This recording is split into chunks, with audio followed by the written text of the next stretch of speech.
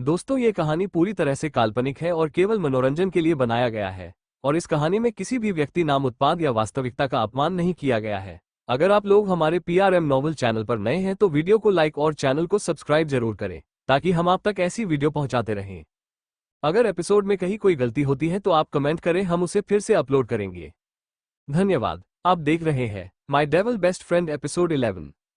ये कहानी है युवराज राठौर और विद्या बत्रा की। विद्या बचपन से ही युवराज से प्यार करती थी, इसलिए उसने युवराज को अपने दिल की बात बताने का डिसाइड किया और उसी दिन उसको पता लगा कि युवराज किसी और से प्यार करता है, इसलिए युवराज को छोड़कर चली गई।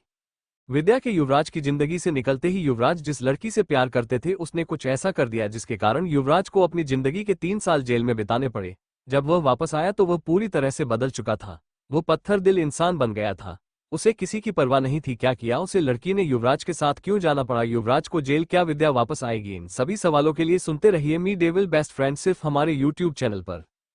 एपिसोड 12 वो जिंदा है। मानसी अपने कान को पकड़कर विद्या के पास आती है और उसका देखते हुए बोलती है, सॉरी ना, मैं तुझे संपर्क करने वाले पर मुझे पता चला कि तू बिजनेस ट्रिप के लिए गई है, इसलिए मैं तुझे परेशान नहीं करना चाहती थी। सॉरी ना, प्लीज मान जाओ, ठीक है, आखिरी बार मैं छोड़ रही हूँ, वरना छोड़कर चली जाऊंगी। मानसी जल्दी से विद्या को गले लगाते हुए, ऐसे कैसे चली जाएगी, मैं जाने दूंगी, तब ना बोलकर वाह, दो दोस्तों एक दूसरे के गले लग गया। जोड़ मुंबई मून लाइट क्लब के प्राइवेट रूम के अंदर एक लड़का लगता है एक लड़की को किस कर जा रहा था और वो लड़की भी उसे लड़के की साथ दे जा रही थी। वह लड़का और लड़की उसमें खोए हुए थे कि तभी उसे प्राइवेट रूम का दरवाजा खुला और बहुत सारे बॉडीगार्ड कमरे के अंदर आ गए। उन दोनों लड़के लड़की ने जैसे ही इतने सारे बॉडीगार्ड्स को देखे हुए जल्दी से अपना होलिया ठीक करने लगे और वह लड़का गुस्से में बॉडीगार्ड से बोला, ये सब क्या तमाशा लगा के रखा है, तुम लोगों की हिम्मत कैसे हुई यहाँ पर आने की, निकलो यहाँ से। वह लड़का भी बोल रहा था कि तभी प्राइवेट रूम का दरवाजे से आवाज आए, पहले सजा तो दे दे फिर निकलेंगे यहां से। सभी लोगों ने दरवाजे की तरफ देखा तो वहां पर मोक्ष खड़ा हुआ था और उसके हाथों में। लड़के ने जैसे ही मोक्ष को देखा तो उसके चेहरे पर पसीना आने लगे और डर के मारे उसके हाथ पर कपने लगी। मोक्ष इस लड़की के पास आया, उसके बाल को कसकर पकड़ते हुए बोला, क्या लगता है तुझे मुझे झूठ इल्जाम में भेज देगा तो मैं वापस आऊंगा नहीं। वह लड़का अपने हाथ जोड़े हुए, मोक्ष मुझे माफ कर दे, मैं तेरे बचपन का दोस्त हूं। मोक्ष का चेहरे पर जोरदार थप्पड़ मारते हुए बोला, दोस्त, तू जैसे दोस्त से तो अच्छे दुश्मन होते हैं, तेरे जैसा दोस्त दोस्ती के नाम पर कलंक है। तुझे तो मैं जिंदा नहीं छोड़ूंगा, तेरी वजह से मुझे मेरी जान अलग हुई, तेरी वजह से दुनिया में नहीं है। आज मैं तुझे जिंदा नहीं छोड़ूंगा, आज तेरी जान में लेकर आऊंगा। बोल तो ये मोक्ष जैसा ही उसकी सर के पिक्चर गोली मरने का हुआ कि तभी वो लड़का बोला, मोक्ष वो जिंदा है। मोक्ष ने जैसे ही सुना कि उसकी सोना जिंदा है तो सब विश्वास नहीं हुआ तो जोरदार थप्पड़ एक बारी फिर से उसे लड़के को मारते हुए बोला, क्या बकवास कर रहा है, अगर वो जिंदा होती तो वापस क्यों नहीं आती, क्योंकि उसे तेरे बारे में कुछ याद नहीं है, उसे अपनी पिता जिंदगी के बारे में कुछ याद नहीं है। तुम मुझे बताओ कहाँ है, अगर तूने मुझे नहीं बताया तो आज मुझे जिंदा नहीं छोड़ूंगा। अगर तू चाहता है मोक्ष में तुझे बताऊं वो लड़की कहाँ है तो तुझे मुझे यहाँ से जाने देना होगा, वरना मैं तुझे कभी नहीं बताऊंगा वो कहाँ है। मुझे अपने बॉडीगार्ड को देखते हुए बोला, इसे लेकर चलो। मोक्ष की बॉडीगार्ड उस लड़के को खींचते हुए क्लब से बाहर ले गई। कभी मोक्ष की नजर में लड़की पर आ तो उसके पास है और उसके चेहरे पर बंदूक चलते हुए बोला, अरे तुम यहाँ क्या बैठे हो, चलो मेरे साथ, तुम भी हमारे साथ चलना है। वो लड़की मोक्ष को देखती हूँ, मैं तुम्हारे साथ क्यों जाऊं, क्योंकि तुझसे किसी और का बदला लेना है, क्योंकि तेरी वजह से की जिंदगी बर्बाद हुई। चलो, बोलते हुए लड़की को घसीटते हुए ले जाने लगा। वह लड़की अपने आप को छुड़ाने की बहुत कोशिश कर रही थी कि पर नहीं कर पा रही थी। अब आगे क्या होगा जानने के लिए सुनते रहिए डेविल बेस्ट फ्रेंड सिर्फ हमारे यूट्यूब चैनल पर। Episode 13 flashback. एक होटल के कमरे में विद्या का बिस्तर पर लेती हुई थी और उसके मोबाइल पर बहुत ही रोमांटिक गाना बज रहा था। उसके गाने को सुनते हुए, सांसों में तेरी सांसें मिली तो मुझे सांसें आई, मुझे सांसें आई, मुझे सांसें आई। X2 रूह ने छू ली जपे छोटी ई की मात्रा आधा सम की खुशबू, तू जो पास आई, तू जो पास आई, तू जो पास आई। सांसों में तेरी सांसें मिली तो मुझे सांसें आई, मुझे सांसें आई, मुझे सांसें आई। कब तक होश संभाले कोई, होश उड़े तो उड़ जाने दो, दिल कब सीधी राह चल रहा है, राह मुड़े तो मुड़ जाने दो, तेरे ख्याल में डूब के अक्सर अच्छी लगी तन्हाई। सांसों में तेरी सांसें मिली तो मुझे सांसें आए, मुझे सांसें आए, मुझे सांस आए। रात तेरी बाहों में काटे तो सुबह बड़ी हल्की लगती है, आंख में रहने लगे हो क्या तुम, क्यों छलकी छलकी लगती है, मुझको फिर से छू के बोलो मेरी कसम क्या खाई। सांसों में तेरी सांसें मिली तो मुझे सांसें आए, मुझे सांसें आए, मुझे सांसें आए। रूह ने छू ली जपे छोटी ई की मात्रा आधा सम की खुशबू, तू जो पास आई, तू जो पास आई, तू जो पास आई। सांसों में तेरी सांसें मिली तो मुझे सांसें आई, मुझे सांसें आई, मुझे सांसें आई। X2 रूह ने छू ली जिस्म की खुशबू, तू जो पास आई, तू जो पास आई, तू जो पास आई। सांसों में तेरी सांसें मिली तो मुझे सांसें आई, मुझे सांसें आई, मुझे सांसें आई। कब तक होश संभाले कोई, होश उड़े तो उड़ जाने दो, दिल कब सीधी राह चल रहा है, राह मुड़े तो मुड़ जाने दो, तेरे ख्याल में डूब के अक्सर अच्छी लगी तन्हाई। सांसों में तेरी सांसें मिली तो मुझे सांसें आई, मुझे सांसें आई, मुझे सांसें आई, रात तेरी बाहों में काटे तो सुबह बड़ी हल्की लगती है, आंख में रहने लगे हो क्या तुम, क्यों छलकी छलकी लगती है। मुझको फिर से छू के बोलो, मेरी कसम क्या खाई सांसों में तेरी सांसें मिली तो मुझे सांसें आई, मुझे सांसें आई, मुझे सांसें आई। रूह ने छू ली जब ये छोटी ई की मात्रा, आधा सम की खुशबू, तू जो पास आई, तू जो पास आई, तू जो पास। और उसकी नजर लगातार छत के ऊपर जा रही थी जहां पर एक छोटी छिपकली थी। विद्या अपने पुराने ख्यालों में खो गई। विद्या उसे छिपकली को देखते हुए अपने मन में सोचने लगी कि कैसे एक बार ही वह छिपकली की वजह से युवराज की कितनी करीब हुई थी। फ्लैशबैक 5 साल पहले विद्या और युवराज स्कूल ट्रिप के लिए मनाली गए थे। मनाली के एक पहाड़ पर यूएन सभी बच्चों को टेंट लगाकर सोने को कहा गया था क्योंकि अगले दिन से उनकी ट्रिप बहुत बड़ी होने वाली थी। विद्या अपने टेंट पर सोई रही थी कि तभी अचानक उसकी टेंट की छिपकली और युवराज जल्दी से विद्या के पास आए और उसके गले लग गया। विद्या इस समय लेटी हुई थी और युवराज जल्दी से आकर उसके ऊपर लेट गया था। विद्या इस तरह युवराज के ऊपर आने से उसके दिल की धड़कनें चेन्नई एक्सप्रेस की तरह तेज से चलने लगी। विद्या युवराज को अपने ऊपर से उठने की कोशिश करती हुई बोली, युवी उठो, क्या कर रहे हो। युवराज विद्या की जोर से गले लगते बोला, मोटो मेरी टेंट पे बहुत बड़ी छिपकली, मुझे बहुत डर लग रहा, मैं क्या करूं क्या करूं मैं। विद्या पूरी ताकत लगाकर युवराज अपने ऊपर से उठती है, उसको देखते हुए बोली, तो छिपकली तो है तो इतना क्यों डर रहा है, तू समझती नहीं है अगर उसने मुझे काट लिया तो मैं क्या करूंगा।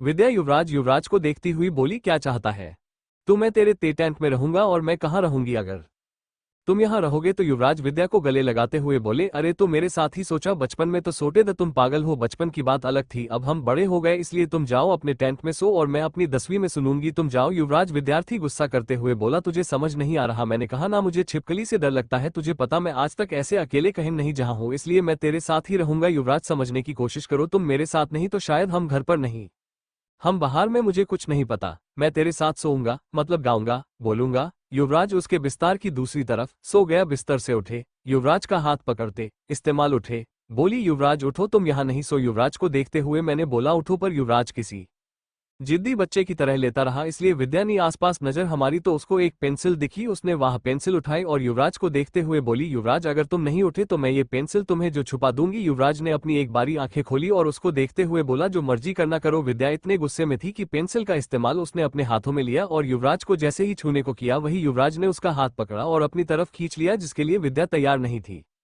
तभी उसके होंठ युवराज के होठों से जुड़ गए, अगले पर इन दोनों की आंखें बड़ी हो गई। फ्लैशबैक के साथ विद्या ये सब सोच रही थी, तभी उसका मोबाइल रिंग हुआ, उसने कॉल पिक किया तो दूसरी तरफ से कुछ बोला गया और का जवाब विद्या ने बोला, मैं एक कैल तक। वही दूसरी तरफ एक खंडर जैसी जगह पर एक लड़का और लड़की की गालियां गूंजे जा रही थी। वो लड़की अपने सामने खड़े बॉडीगार्ड्स को देखते हुए बोला, तुम लोग हमें टॉर्चर क्यों कर रहे हो, मैंने तुम्हारे बॉस को सच्ची बता दी है, FIR, तुम मुझे इतना टॉर्चर क्यों कर रहे हो। बॉडीगार्ड ने उसे लड़के के चेहरे पर जोरदार थप्पड़ मारते हुए बोला, आवाज नीचे, हम सिर्फ अपने पोस्ट का ऑर्डर फॉलो करें समझ। तभी वो लड़की रोते हुए बोली, आप लोग ने मुझे क्यों पकड़ा हुआ, मैं तो उसे लड़की को जानता भी नहीं हूँ, प्लीज मुझे यहाँ से जाने दीजिए। वाह, बॉडीगार्ड कुछ बोलती तभी उसे कमरे का दरवाजा खुला और एक शख्स ने कमरे के अंदर आते हुए बोला, तुमने गलती नहीं करी, तुमने गुनाह किया है। कौन है, हाँ आदमी, कहाँ जाने वाली है। विद्या, इन्हें सभी सवालों के लिए बढ़ाते रहो मेरे शैतान सबसे अच्छे दोस्त। अब आगे क्या होगा जानने के लिए सुनते रहिए माय डेविल बेस्ट फ्रेंड सिर्फ हमारे YouTube चैनल पर।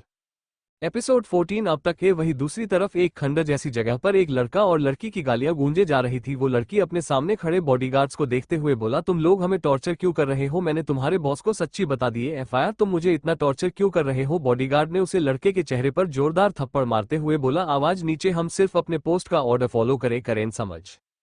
तभी वो लड़की रोते हुए बोली, आप लोग ने मुझे क्यों पकड़ा हुआ, मैं तो उसे लड़की को जानता भी नहीं हूँ, प्लीज मुझे यहाँ से जाने दीजिए। वाह, बॉडीगार्ड कुछ बोलती तभी उसे कमरे का दरवाजा खुला और एक शख्स ने कमरे के अंदर आते हुए बोला, तुमने गलती नहीं करी, तुमने गुनाह किया है।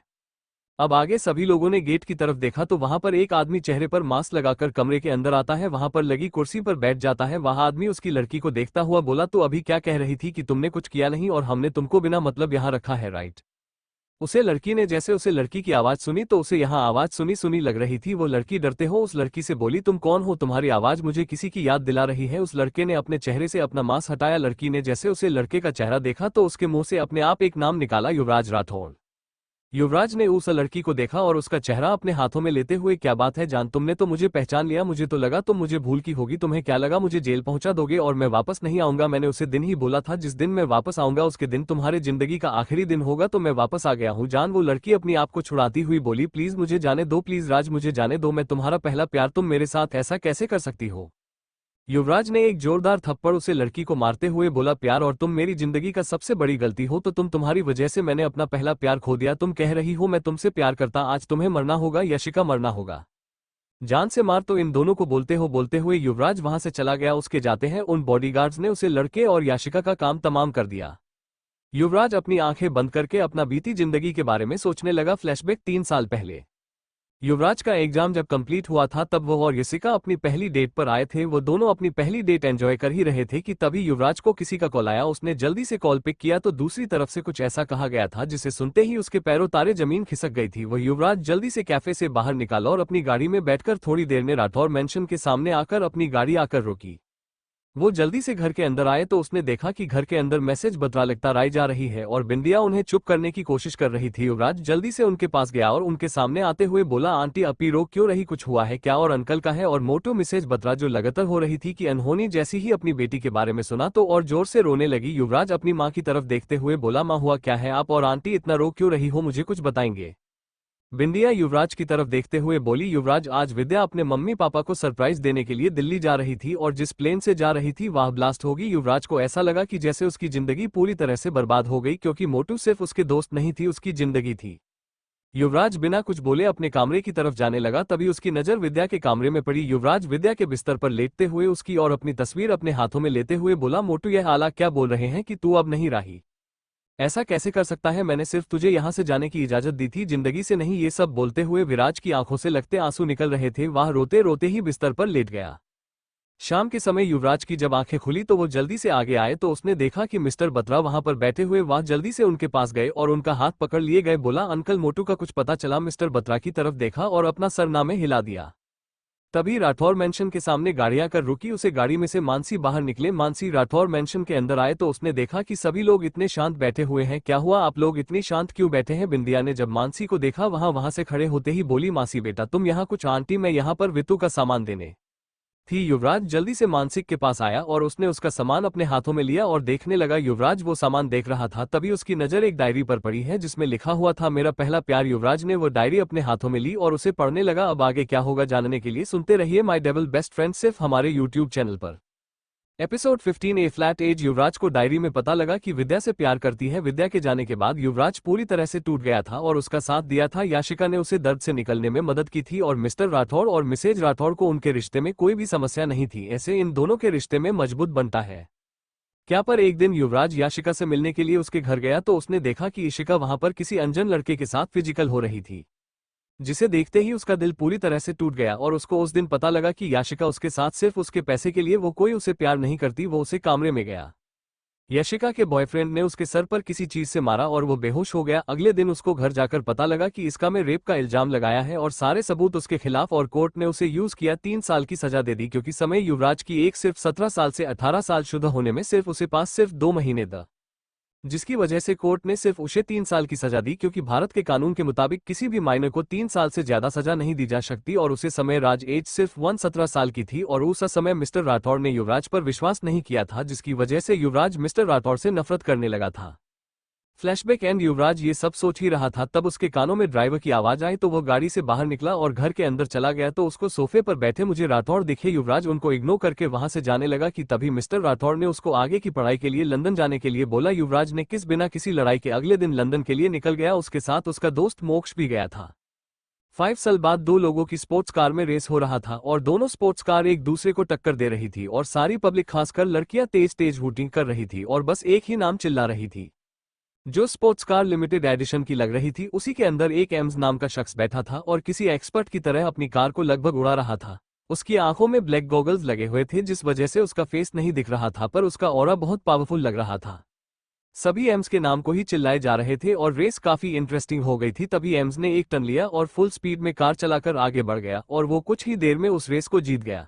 सारी पब्लिक तेज तेज हूटिंग करने लगी। लड़कियां तो बस एम्स की एक झलक देखने को बेताब हुए जा रही थी। तभी उनमें से एक लड़की बोली, यार ये एम्स कौन है? बहुत सुना है उसके बारे में कि वो एक हॉटेस्ट बंदा है पूरे इंडिया का। मुझसे तो रहा ही नहीं जा रहा, बस उसे जल्दी से देखना है। वो सारी लड़कियां एम्स के बारे में बात कर ही रही थी कि चारों तरफ शोर होने लगा। एम्स कार से बाहर निकल रहा था और सभी उस स्पोर्ट्स कार में से एम्स बाहर निकला जिसकी उम्र करीब 24 साल थी। उसने बड़े ही स्टाइल से अपने आंखों में पहने गॉगल्स को निकाला, सारी लड़कियां तो उसके चेहरे को देखकर बिल्कुल घायल ही हो गई थी। वो सब बस यही चाह रही थी कि एक नजर मशा उन सब पर डालने पर मशा सभी को पूरी तरह इग्नोर कर सीधे स्टेज पर ट्रॉफी लेने चला गया। एम्स ने अपनी ट्रॉफी ली और सीधे स्टेज से नीचे आकर वहां से निकल गया। वहीं सारी लड़कियां का मुंह बन गया क्योंकि मशा ने उन्हें एक बार भी नहीं देखा था। एम्स पार्किंग एरिया में आया और अपनी लग्जूरियस कार का गेट ओपन किया पर तभी किसी लड़की ने उसे पीछे से हक कर लिया। मश वहीं रुक गया और गुस्से से पीछे पलटा। वो उस लड़की को घूरते हुए खुद से दूर कर सर्द आवाज में बोला, who are you? I am your girlfriend Moksh Singhania, you are not my girlfriend, you are just my bed partner, okay now just leave. Moksh अपनी स्पोर्ट्स कार में बैठकर वहां से निकल गया। मोक्ष अपनी गाड़ी चला ही रहता है, तभी किसी ने उसका हाथ पकड़ा। मोक्ष में सामने देखा तो उसके वहां पर एक 15 साल की लड़की बैठी थी जो उसे देखकर मुंह बना रही थी। वो लड़की मोक्ष को देखते हुए बोली, डेविल आपने अपने लिए गर्लफ्रेंड बना ली, अब मेरा क्या होगा? मोक्ष उसे लड़की को देखते हुए बोला, she is not my girlfriend Kat, she is just my bed partner, okay so don't worry. अच्छा, अगर मैंने अपने लिए किसी और को देख लिया तो क्या करेंगे फिर आप? मोकाश स्पोर्ट्स कार की ब्रेक लगाई और उसे लड़की को देखते हुए बोला, अगर तुम्हारी जिंदगी में कोई हुआ ना तो मैं अपने हाथों से मारूंगा, because you are my Kat. कौन है ये लड़की, कैसे मिलेंगे मोक्ष इस लड़की से? क्या युवराज के धुंध पाएगा अपने प्यार को? क्या इन दोनों की दूरियां कब होगी? इन सभी सवालों के लिए पढ़ते रहिए माई डेविल बेस्ट फ्रेंड। अब आगे क्या होगा जानने के लिए सुनते रहिए माई डेविल बेस्ट फ्रेंड सिर्फ हमारे यूट्यूब चैनल पर।